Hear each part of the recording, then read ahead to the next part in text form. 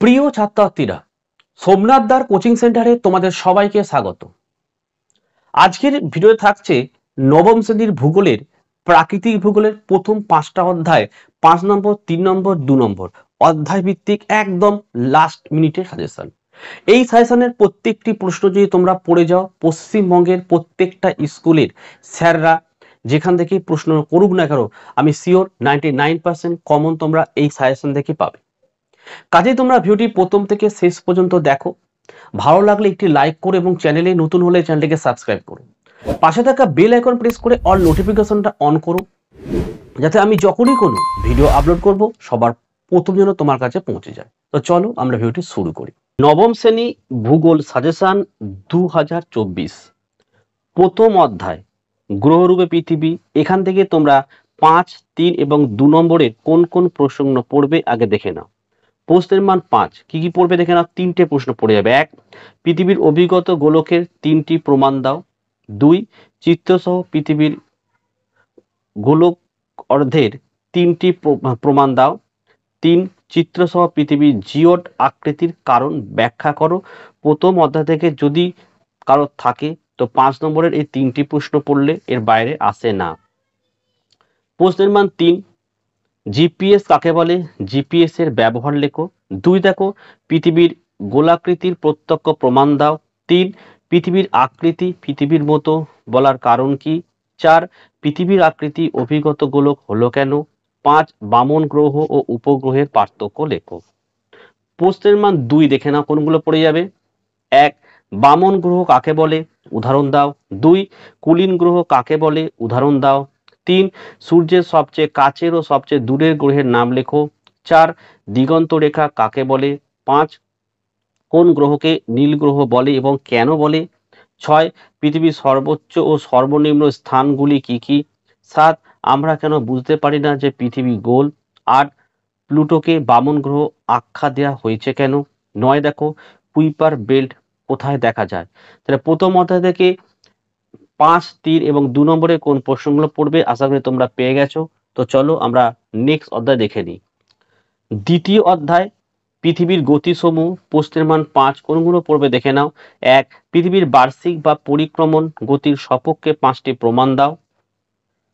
2 নম্বরের প্রশ্ন দেখে নাও, পৃথিবীর আবর্তন গতির সপক্ষে 3টি যুক্ত দাও। এই দুটো প্রশ্ন পড়লেই হবে।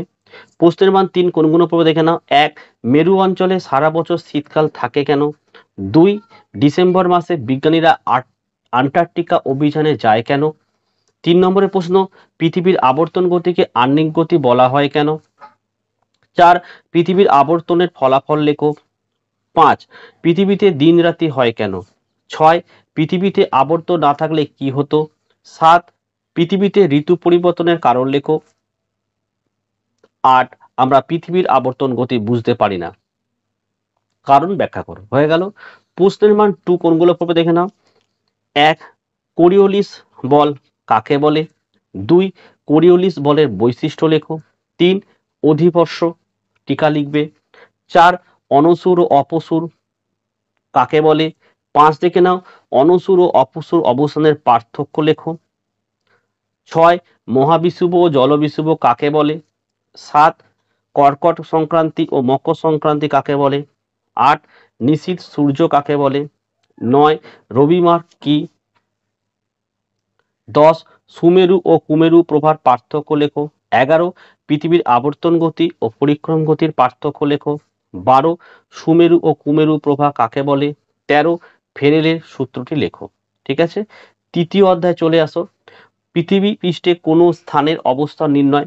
প্রশ্নের মান 5, কোনগুলো পড়বে। 1, আন্তর্জাতিক তারিখ রেখার ভৌগোলিক বিবরণ দাও। 2, স্থানীয় সময়ের পার্থক্যের সাহায্যে কিভাবে কোনো স্থানের দ্রাঘিমা নির্ণয় করা যায়। 3 থেকে দেখো গণিত দুটো, একটা হচ্ছে দ্রাঘিমা নির্ণয়, একটা সময় নির্ণয়। যদি এই অঙ্ক দুটো তোমরা শিখে যাও, পরীক্ষাতে অবশ্যই একটি অঙ্ক থাকবে 5 নম্বরের। ঠিক আছে, প্রশ্নের মান 3, কোনগুলো পড়বে দেখে নাও। 1, অক্ষরেখা কাকে বলে, অক্ষরেখার বৈশিষ্ট্য লেখো। 2, দেখো দ্রাঘিমা রেখা কাকে বলে, দ্রাঘিমা রেখার বৈশিষ্ট্য লেখো।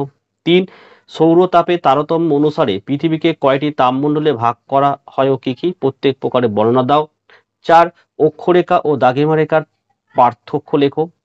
5 স্থানীয় সময় ও প্রমাণ সময়ের পার্থক্য লেখো। 6 আন্তর্জাতিক তারিখ রেখা কাকে বলে? আন্তর্জাতিক তারিখ রেখার ভৌগোলিক বিবরণ দাও। 7 নিরক্ষরেখাকে মহাবৃত্ত বলা হয়, কারণ ব্যাখ্যা করো। 8 কোন স্থান ও তার প্রতিপাদ স্থানের মধ্যে সময়ের পার্থক্য 12 ঘন্টা হয় কেন?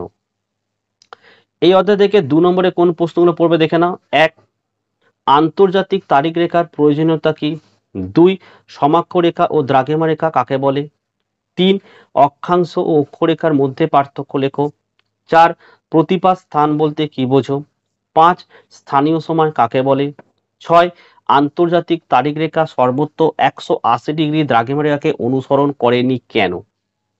চলে আসছে আমাদের 4 নম্বর অধ্যায়, ভূ গাঠনিক প্রক্রিয়া ও পৃথিবীর বিভিন্ন রূপ। 5 নম্বরের প্রশ্ন কোনগুলো পড়বে? 1 পাত সঞ্চারণ ভঙ্গিল পর্বতের উৎপত্তির কারণ ব্যাখ্যা করো। 2 এর প্রশ্ন দেখে নাও, উদাহরণ সহ স্তূপ পর্বতের উৎপত্তি ব্যাখ্যা করো। 3 নম্বরের প্রশ্ন, যে কোনো 3 ধরনের মালভূমির উৎপত্তি চিত্র সহ ব্যাখ্যা করো। 4 বিভিন্ন ধরনের সঞ্চয়জাত সমভূমির পরিচয় দাও। প্রশ্নের মান 3 গুলো দেখে নাও। 1 ভঙ্গিল পর্বতের বৈশিষ্ট্য লেখো। 2 উদাহরণ সহ স্তূপ পর্বতের বৈশিষ্ট্য লেখো। 3 নম্বরের প্রশ্ন হচ্ছে ক্ষয়জাত পর্বত ও আগ্নেয় পর্বতের বৈশিষ্ট্য লেখো। 4 প্রশ্ন পর্বত বেষ্টিত মালভূমি ও ব্যবচ্ছিন্ন মালভূমির পার্থক্য লেখো। 5 প্রশ্ন ভঙ্গিল পর্বতে জীবাশ্ম দেখা যায় কেন? 6 প্রশান্ত মহাসাগরীয় আগ্নেয় মেঘলা কি? 7 বিনিয়োগ জোন কি? 8 প্রশ্ন স্তূপ পর্বতের পাশেই গ্রস্ত উপত্যকা সৃষ্টি হয় কেন? প্রশ্নের মান 2 দেখে নাও কোনগুলো পড়বে। 1 পর্বত ও পাহাড়ের পার্থক্য লেখো। 2 ম্যাগমা ও লাভার পার্থক্য লেখো। 3 পামির মালভূমিকে পৃথিবীর ছাদ বলা হয় কেন? 4 ডেকান ট্রাপ কি? 5 বিদার অগ্নুদ্গম কি? 6 মোনা ডং কাকে বলে? 7 বাজাদা কাকে বলে? উদাহরণ দাও। 8 লোয়ে সমভূমি কাকে বলে? উদাহরণ দাও। 9 গ্রস্ত উপত্যকা কিভাবে সৃষ্টি হয়? 10 হোস্ট ও গ্রাবেন কি? 11 সমপ্রায় ভূমি কাকে বলে? পঞ্চম অধ্যায় হচ্ছে আবহবিকার। এখান থেকে 2টি প্রশ্ন পড়ে যাও, দুটোর মধ্যে একটা কিন্তু শিওর আসবে এবং একের প্রশ্নটাই মানে 80 থেকে 90% স্কুলে 1 নম্বরের প্রশ্নটাই আসে। যান্ত্রিক আবহবিকারের ফলে গঠিত 3টি ভূমিরূপের চিত্রসহ বর্ণনা দাও। কি কি পড়বে? প্রস্তরচাই, খণ্ডীকরণ, স্বল্পমোচন, ক্ষুদ্রকণা বিসরণ।